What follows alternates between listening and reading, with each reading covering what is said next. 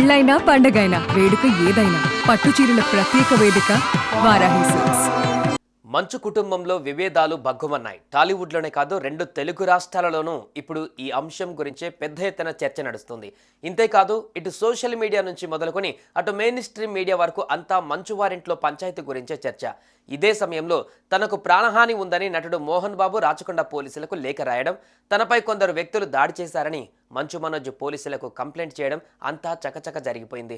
ఈ వివాదం మంచు విష్ణు చెవిన పడ్డంతో పరిష్కరించేందుకు విదేశాల నుంచి పరుగున హైదరాబాద్కు తరలివచ్చారు. వివాదం మరింత పెద్దది కాకముందే పరిష్కరించుకోవాలని భావించారు. కానీ ఆ ప్రయత్నాలు ఏమీ ఫలించలేదు. ఇదిలా ఉండగా మంగళవారం రాత్రి మంచు మనోజ్ జల్పల్లిలో ఉన్న తన తండ్రి మోహన్ బాబు ఇంటి గేట్లను బద్దలు కొట్టుకొని మరీ లోపలికి వెళ్ళాడు. నన్ను రక్షించాలంటూ మీడియాను సైతం లోపలికి తీసుకువెళ్లాడు మనోజ్. కానీ ఈ తరుణంలోనే మోహన్ బాబు మీడియాతో దురుసుగా ప్రవర్తించాడు. ఇంతేకాదు, ఏకంగా ఓ మీడియా ప్రతినిధిపై దాడి కూడా చేశాడు. ఆ తర్వాత ఆయన అస్వస్థతకు గురై ప్రస్తుతం ఆసుపత్రిలో చికిత్స పొందుతున్నారు.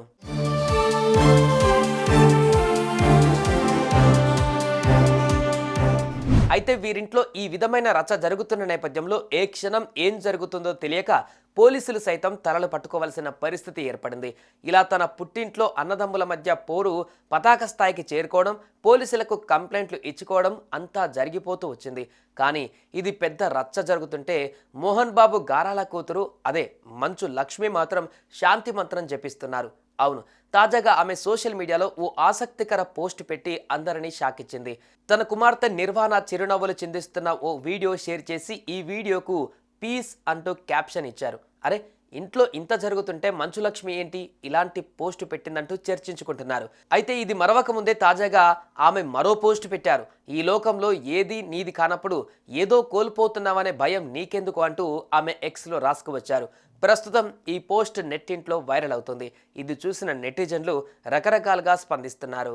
సుమన్ టీవీలో మీ పర్సనల్ అండ్ బిజినెస్ ప్రమోషన్స్ కోసం కింది నెంబర్కి కాంటాక్ట్ చేయండి.